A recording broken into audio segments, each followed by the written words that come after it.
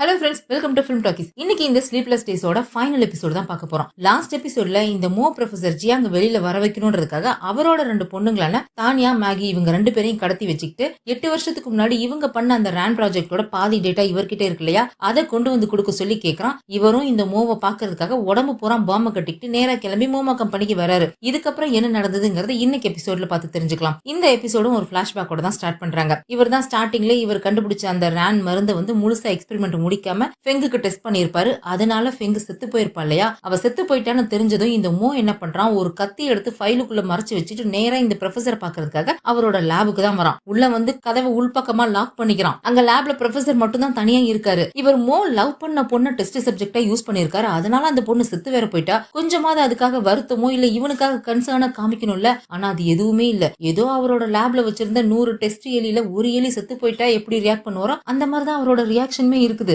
அந்த பொண்ணு செத்து போயிட்டால, சோ அந்த டேட்டாவெல்லாம் கொஞ்சம் கலெக்ட் பண்ணி வச்சுக்கோ, நம்மளுடைய ஃபர்தர் ரிசர்ச்க்கு யூஸ் ஆகும் அப்படின்ற மாதிரி ரொம்ப சாதாரணமா பேசுறாரு. இவனுக்குலாம் செம்ம கோவம் வருது. வந்த கோவத்துக்கு கையில வச்சிருந்த கத்தி எடுத்துட்டு வந்து நேரா சல்லுன்னு சொருகிடுறான். என்ன வலிக்குதா? இப்படிதானே நீ அவங்கள சாகடிக்கும் போது அவங்களுக்கும் வலிச்சிருக்கும். அப்போ உனக்கு அது பெருசா தெரியல, இப்போ உனக்கு வலிக்கும் போது மட்டும் ரொம்ப கஷ்டமா இருக்கும் அப்படின்னு சொல்லி சொல்லி அந்த ஆளு திரும்ப திரும்ப குத்திக்கிட்டே இருக்கான். அப்போ அந்த சமயத்துல ப்ரொஃபசர் யூ அந்த பக்கமா கிராஸ் பண்ணவர் இங்க நடக்கிறத எல்லாமே பாத்துடுறாரு. இப்படி ப்ரொஃபசர் யூ பாத்துட்டாரு அப்படிங்கறத ப்ரொஃபசர் ஜியாங்குமே பாத்துடுறாரு. அப்படியே சுருண்டு அந்த இடத்துல விழுறாரு, செத்தும் போயிடுறாரு. ஆனா அவரோட நல்ல நேரம் அன்னைக்கு டைம் லூப் ஆகுது. அன்னைக்கு நைட்டு 12 மணிக்கு அப்படியே அவரோட வீட்ல இருந்து கண்ண முழிக்கிறாரு. அப்படியே வேர்த்து கொட்டிடுது. வயிற்று முதல்ல தொட்டு பாத்துக்கிறாரு, கத்தி குத்தி இருக்குதான்னு சொல்லிட்டு. அவர் சாகலன்னு தான் அவருக்கு கொஞ்சம் நிம்மதியா இருக்கு. முதல் தடவை இவர் கொஞ்சம் கூட இறக்கமே இல்லாம பேசினதுனாலதான் அவன் அதிகமா கோவப்பட்டு வந்து கத்தியால குத்தி இருப்பான். இந்த தடவை எப்படியாவது அவனை கோவப்படாம பாத்துக்கணும், அவனை கொஞ்சம் அமைதியாக்கணும், அப்பதான் நாம உயிர் பிழைக்க முடியும் அப்படின்னு சொல்லிட்டு கொஞ்சம் மாத்தி பேச ட்ரை பண்றாரு. அவங்கிட்ட ஃபெங்கு இறந்ததுக்காக இவர் வருத்தப்படுற மாதிரி பேசி பாக்குறாரு. ஆனா ஒன்னும் வேலைக்கு ஆகல. மறுபடியும் வந்து கத்தியால குத்திடுறான். அதுக்கடுத்து 3வது லூப்ல கொஞ்சம் இவர் நான் செஞ்சது தப்பு தான் அப்படின்ற மாதிரி எல்லாம் பேசி பாக்குறாரு. அதுலயும் வேலைக்கு ஆகல.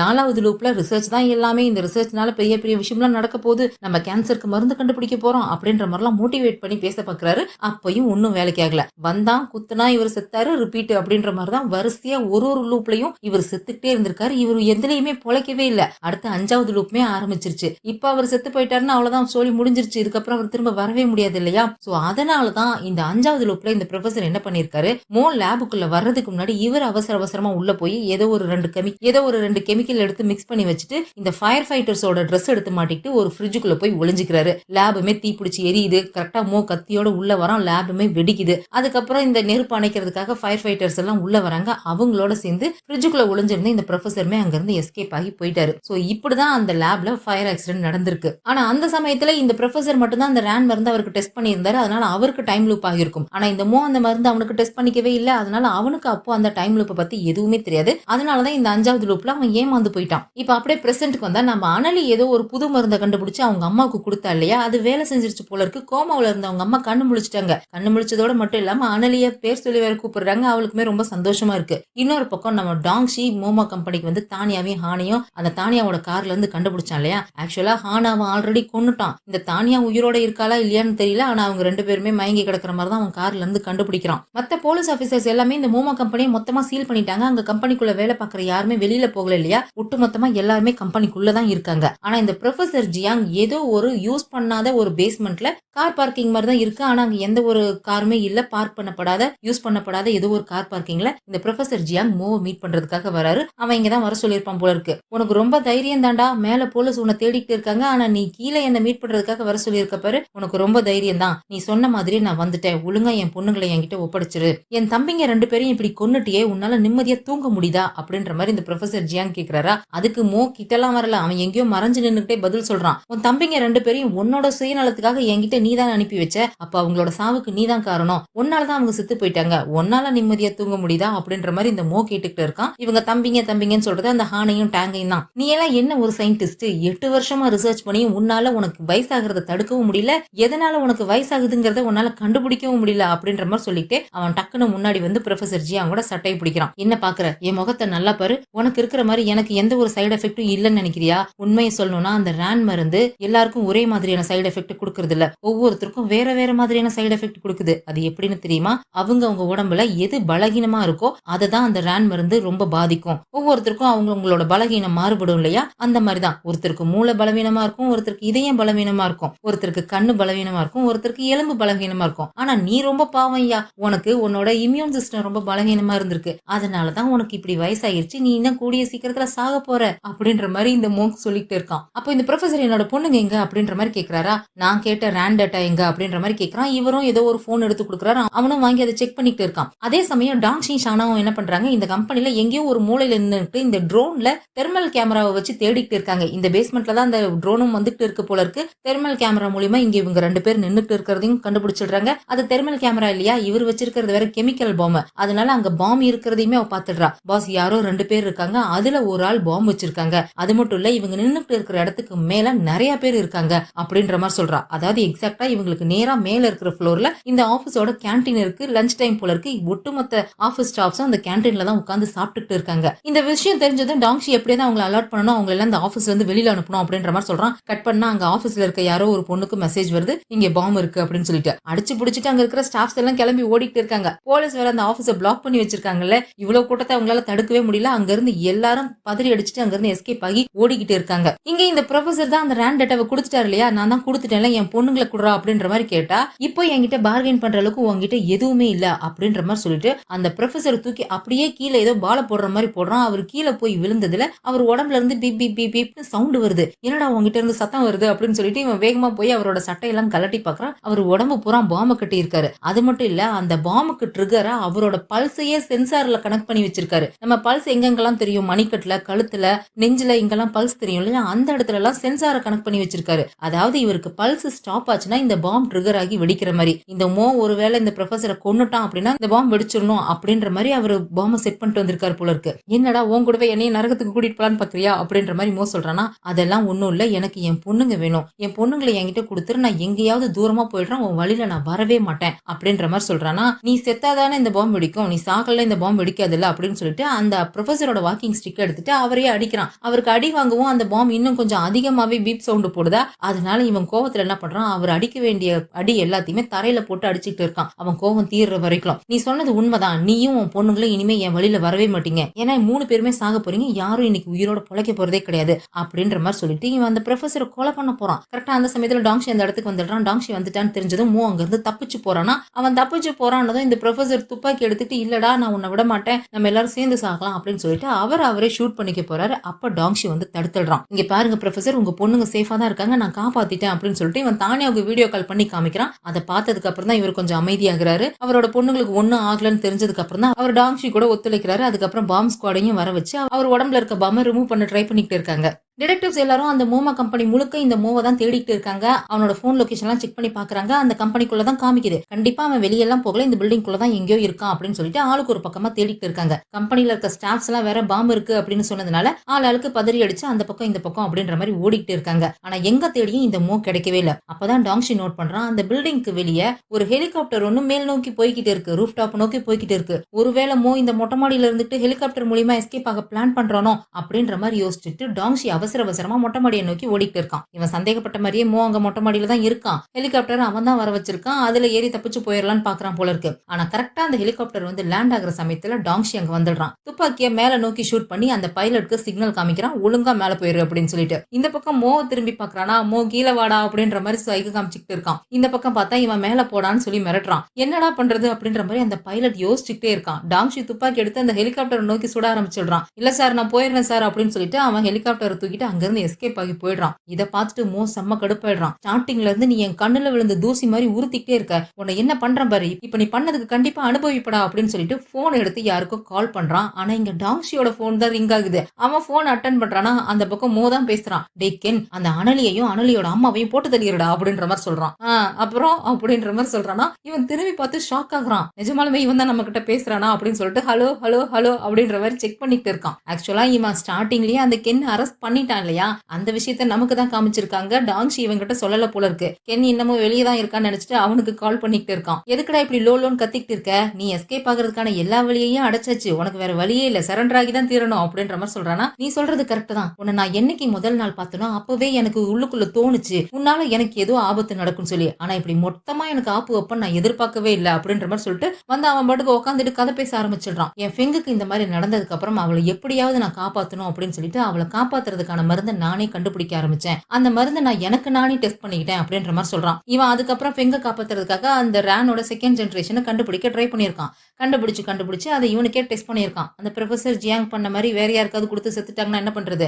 அதனால இவனுக்கே அதை கொடுத்து டெஸ்ட் பண்ணியிருக்கான். அந்த ரேன் மருந்தை யார் எடுத்துக்கிட்டாலும் அவங்க உடம்புல இருக்கிற பலவீனமான பகுதியை அது பாதிக்கும் அப்படின்ற மாதிரி இவன் தானே சொன்னான். இவனோட பலவீனமான பகுதி இவனோட கண்ணு தான் போல இருக்கு. அது கண்ணை தான் பாதிச்சிருக்கு. அது மட்டும் இல்ல, உடம்புல ஏகப்பட்ட வலியை வேற அது உருவாக்கி இருக்கு. என்னால அந்த வலியை தாங்க முடியல. ரொம்ப கொடூரமா இருந்துச்சு. நிறைய நாள் நான் மயங்கி விழுந்திருக்கேன். ஏன் நான் ஒரு தடவை செத்து கூட போயிருந்திருக்கேன். டைம் லூப்னால நான் திரும்ப வந்தேன். இதே மாதிரி தானே இந்த மருந்து என் ஃபெங்கையும் பாதிச்சிருக்கும். அவளோட உடம்புல பலகீனமான பகுதினா அது அவளோட முதுகு தண்டு தான். அவளுக்கு அங்க கேன்சர் இருந்துச்சு இல்லையா? சோ அவளுக்கு அந்த முதுகு தண்டுல 5 மடங்கு வலி அதிகமா ஏற்படுத்தி இருக்கும். அப்ப அவ எவ்வளவு வலி அனுபவிச்சிருப்பா. இது எல்லாத்துக்குமே காரணம் அந்த ப்ரொஃபசர் தான் இல்ல. அந்த ஆளை நான் எப்படி சும்மா விட முடியும் அப்படின்ற மாதிரி சொல்றானா. உன்னோட கஷ்டத்துக்கும் வருத்தத்துக்கும் 1000 காரணம் இருக்கலாம். ஆனா அதுக்கு நீ ஒருத்தர் கொல்றதை ஜஸ்டிஃபை பண்ண முடியாது. அப்படி பண்ணாத அப்படின்ற மாதிரி டாங்ஷி சொல்றான். அது சரி, நம்மளோட பிரச்சனைக்கு முடிவு என்ன? அது ஏதாவது கண்டுபிடிச்சியா அப்படின்ற மாதிரி இந்த மோ டாங்ஷியை பார்த்து கேட்கறான். டைம் லூப்னால இவங்களுக்கு சைடு எஃபெக்ட் ஆகுது இல்லையா? அதை பத்தி தான் கேட்கறான். என்ன கேட்டா எனக்கு எப்படிடா தெரியும்? நீ தான் சொல்லணும் அப்படின்ற மாதிரி டாங்ஷி மோ கிட்ட சொல்லிட்டு இருக்கான். அது சரி, என்ன மாதிரி நீயும் வலி அனுபவிச்சியா அப்படின்னு கேக்குறானா.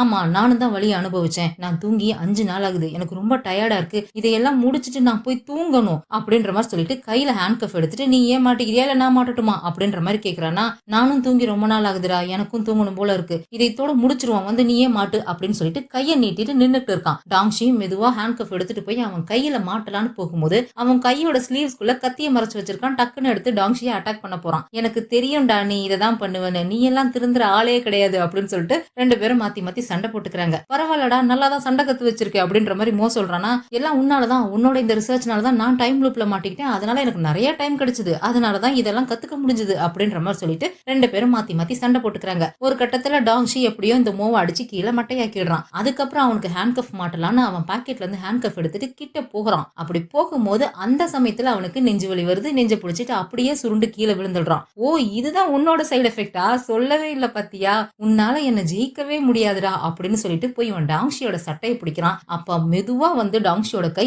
அவனோட கையில ஹேண்ட் கஃப மாட்டி விட்டுடுது. ஆக்சுவலா உண்மையிலேயே அவன் நெஞ்சு வலி வந்து கீழே விழுந்து மயங்கிருக்கான். ஆனா எப்படியும் மோவை தப்பிக்க விட்டுற கூடாது அப்படிங்கிறதுக்காக அவனோட கையில ஆல்ரெடி அரமயக்கத்திலே ஒரு ஹேண்ட் கஃபோட ஒரு எண்டை மாட்டிக்கிட்டு இன்னொரு எண்டை கரெக்டா மோ இவன் கிட்ட வரும்போது அவனோட கையில மாட்டி விட்டுட்டான். டாங்ஷி ஆக்சுவலா மயங்கிட்டான். அந்த அரமயக்கத்தோட தான் இவன் இதெல்லாம் பண்ணியிருக்கான். இவனும் அதை கழட்டுறதுக்கு ட்ரை பண்றான். இவனால கழட்ட முடியல. சாவி எங்கேயாவது பாக்கெட்ல வச்சிருக்கானு சாவியை தேடி பாக்குறான். எங்கேயுமே சாவி இல்ல. கையை பிடிச்சு அப்படியே பிச்சு எடுக்கிறான். அதுவும் டாங்ஷியோட கையை தான் பிடிச்சி இழுத்துட்டு இருக்கான். டாங்ஷியை போட்டு மிதின்னு மிதிக்கிறான். கையை பிடிச்சி இழுக்கிறான். அந்த கையை பிச்சு எடுத்துருவான் போல இருக்கு. அந்த டாங்ஷியோட கையெல்லாம் அருந்து ரத்தம் வேற வந்துட்டு இருக்கு. அவனால அந்த ஹேண்ட் கஃப கலட்டவே முடியல. வேற வழியே இல்ல. கையை வெட்டி எடுத்துடலாம்னு சொல்லிட்டு இவன் ஒரு கத்தி ஒண்ணு வச்சிருந்தான் இல்லையா, அதை எடுக்கிறதுக்காக அந்த ஹேண்ட் கஃப பிடிச்சு அப்படியே அவனை இழுத்துட்டே போய் அந்த கத்தி எடுத்து டாங்ஷியோட கையை கட் பண்ணலான்னு போகும்போது ஒரு புல்லட் வந்து மோவோட கையிலேயே பாயுது. இல்ல நம்ம ஜூலி தான் வழக்கமா இந்த மாதிரி சிச்சுவேஷன்ல அவ தானே வந்து சுடுவா. ஆனா என்ன, எப்பவுமே மண்டையில சுடுவா. இந்த தடவை கையில கரெக்டா ஷூட் பண்ணிட்டா. அதுக்குள்ள மத்த டீம் மெம்பர்ஸ் எல்லாரும் வந்துடுறாங்க. இந்த மோவையுமே பிடிச்சிடுறாங்க. ஹேண்ட் கஃப கலட்டி அவன் கையில முழுசா மாட்டியும் விட்டுடுறாங்க.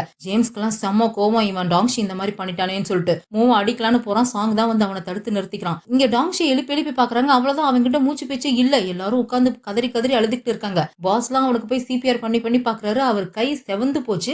அந்த அளவுக்கு சிபிஆர் பண்ணியும் அவங்கிட்ட எந்த ஒரு அசைவுமே இல்ல. எல்லாரும் உட்காந்து கதறி அழுதுகிட்டு இருக்காங்க. அப்படியே பிளாக் அவுட் ஆகுது. டாங்ஷி கண்ணு முழிக்கிறான். பார்த்தா அவன் ஹாஸ்பிட்டல்ல இருக்கான். எதிர்த்தாப்புல பாஸ் உட்கார்ந்து இருக்காரு. நாங்கெல்லாம் கிவ் அப் பண்ணிட்டோம்டா, ஆனா அனலி தான் கிவ் அப் பண்ணவே இல்ல. எப்படியோ உன்னை பொழைக்க வச்சுட்டா அப்படின்ற மாதிரி சொல்றாரு. சோ அவதான் ஏதோ மருந்து கண்டுபிடிச்சு இவனை திரும்ப காப்பாத்திருப்பா போல இருக்கு. அப்போ அவனோட டீம் மெம்பர்ஸ் எல்லாரும் உள்ள வராங்க. இவனுக்கு தம்ஸ் அப் காட்டிக்கிட்டே பின்னாடியே அனலியுமே வரா, சிரிச்சுக்கிட்டே வந்து நிக்கிறா. இவதான் ஏதோ சொல்லியிருந்தாலையா, நான் உன்னை காப்பாத்துறதுக்கு தியரட்டிக்கலா ஒரு வழியை கண்டுபிடிச்சிருக்கேன். கண்டிப்பா அதை நான் பிராக்டிக்கலா மாத்துவேன், உனக்கான மருந்து கண்டுபிடிப்பேன்னு சொல்லி ஏதோ மருந்து கண்டுபிடிச்சு இவனை காப்பாத்திட்டா போல இருக்கு. கட் பண்ண அனலியும் டாங்ஷி. இந்த டாங்ஷிக்கு முதல்ல ஒரு ஏரியில விழுந்தப்ப டைம் லூப் ஆகிருக்கும் இல்லையா, அந்த ஏரி கரையில தான் நின்னுட்டு இருக்காங்க. நீ முடிவு பண்ணிட்டியா அப்படின்ற மாதிரி அனலி கேக்குறா. அனலி வந்து அந்த ரேன் மருந்துக்கான ஆன்டிடோட கண்டுபிடிச்சிட்டா போல இருக்கு. அதை போட்டுக்கிறியா அப்படின்ற மாதிரி தான் கேக்குறா. அந்த மருந்து நீ போட்டுக்கிட்டீங்கன்னா உனக்கு அந்த சைடு எஃபெக்டா வர அந்த நெஞ்சு வலி சரியா போயிடும். அதோட உனக்கு டைம் லூப்புமே ஸ்டாப் ஆயிடும். இதுக்கப்புறம் உனக்கு டைம் லூப் ஆகாது. உனக்கு அது ஓகேவா? நீ அந்த மருந்து போட்டுக்கிறியா அப்படின்ற மாதிரி கேக்குறா. நீ என் கூட இருக்கும்போது எனக்கு வேற எதுவுமே தேவையில்ல.